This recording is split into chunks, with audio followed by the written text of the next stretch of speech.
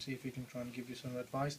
Our text message line today is 078 555 14705. Right, Dr. Saab, if I can just go back on the advice that you were giving on people who work on sociable hours, hardly get any daylight, any lack of deficiency of calcium, hardly take any health seriously. Obviously, they don't go to gym, or they're not proactive. You know, how can you get them motivated? And if they are not taking their health seriously, what preventative measures are there for them so that they can still be able to look after their health? Education is key. If someone is educated to understand what good health is, what good lifestyle is, then they can adopt that into their day-to-day lives, and as a result be proactive. Simply, I mean, if you look at dental health, for example, again, quite commonly wasn't something that was important in the Pakistani, Indian community. When I was a child, there was no emphasis on brushing your teeth twice a day. No. However, today that has changed. You know, my nephews and nieces, even my little daughter, she brushes her teeth, and she's only, mashallah, 20 months. So if you introduce good healthy habits from a young age, then those children will grow up to be adults with those good healthy habits. Whereas if they're not introduced, if there's no emphasis placed on those healthy habits from a young age, just like anything in life, if the child is taught to do something good from a young age, then it'll stick with them.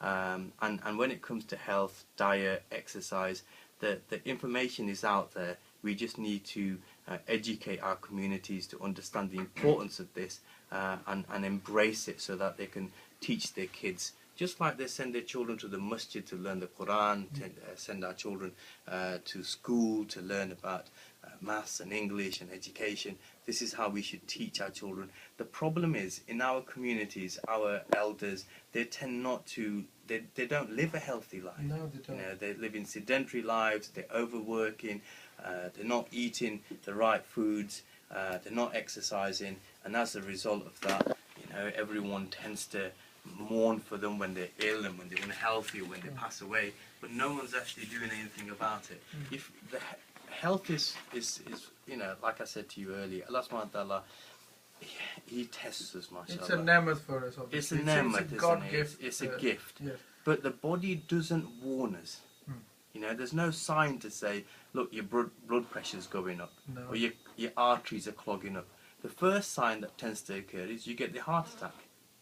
Okay, now most people don't survive the heart attack. And it's a very high ratio within the Asian community. Very much so. And that obviously depends on the diet that we... yes, and the cause for that is usually various factors, including diet, exercise, obviously genetics as well play a role. We are in the high risk group, Asians and blacks, so we need to take a more proactive approach to prevent heart disease, and we can do that by exercising, by eating low fatty foods, low fat diets, and as a result of that reduce the chances of us suffering from these type of ailments and illnesses. Right, thank you very much, Dr. Saab. I will come back to you on that front. Alongside Dr. Kaisar Saab, I have my other honourable guest, Janab Dr. Usman.